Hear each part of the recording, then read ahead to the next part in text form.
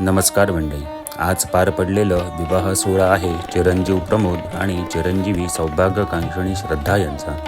सकाळी साधारण 9 वाजता प्रमोद आणि श्रद्धा हॉलवर आले। पाहुण्यांनी कांदेपोहे आणि चहाचा आस्वाद घ्यायला सुरुवात केली। इकडे भटजींनी पुण्याहवसनाची तयारी करायला घेतली। मेकअप आवरून श्रद्धा पुण्याहवसनाला येऊन बसली। सगळ्यात आधी सुहासिनींनी सर्वांचे औक्षण करून घेतले आणि यजमानांची गाठ मारली। भटजींनी गावच्या देवांना गाराणे करून पुण्याहवसनाला सुरुवात केली।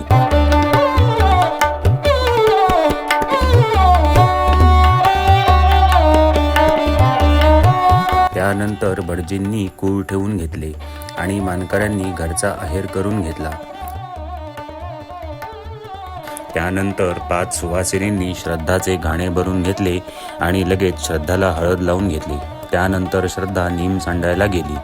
प्रमोद कूळ ठेवून आलेला असल्याने प्रमोदने फक्त निमाची आंघोळ केली आणि प्रमोद जानवशाला येऊन बसला।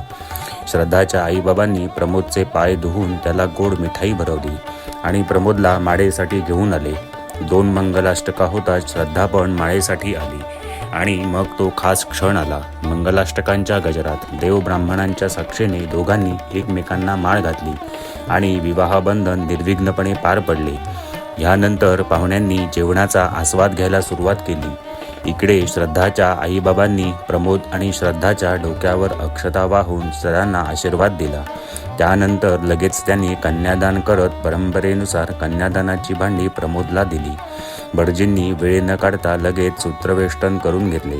प्रमोदच्या बहिणीने पहिली गाठ मारली। त्यानंतर दोघांनी एकमेकांना कंकणे बांधून घेतली। त्यानंतर मंगळसूत्राचे विधिवत पूजन करून प्रमोदने श्रद्धाला पवित्र असे मंगळसूत्र घातले। त्यानंतर विवाह होम संपन्न झाला। श्रद्धाच्या भावाने प्रमोदचा कान करकचून पिळून घेतला। त्यानंतर दोघांनी सप्तपदी पूर्ण केल्या। त्यानंतर नाव बदलून प्रमोदने श्रद्धाच्या कानात नवीन नाव सांगितले। यानंतर नवदंपत्याने भटजींचा आशीर्वाद घेतला। त्यानंतर ह्या सोनेरी क्षणांना दोघे कॅमेऱ्यात कैद करत राहिले। त्यानंतर दोघे रिसेप्शनला उभे राहून फोटो काढले आणि आहेर घेत दोघांनी हे क्षण साजरे केले। रिसेप्शन झाल्यावर श्रद्धा आणि प्रमोद जेवायला गेले। एकमेकांना गुलाबजामचा घास भरवत दोघांनी जेवणाला सुरुवात केली। जेवण झाल्यावर दोघे आनंदाने घरी जायला निघाले। तर असा हा विवाह सोहळा सर्वांच्या मनात आनंदाच्या आठवणी सोडून गेला। प्रमोद आणि श्रद्धाला लग्नाच्या मनःपूर्वक शुभेच्छा। तुम्हालाही असंच झोकात लग्न करायचं असेल तर आजच संपर्क करा।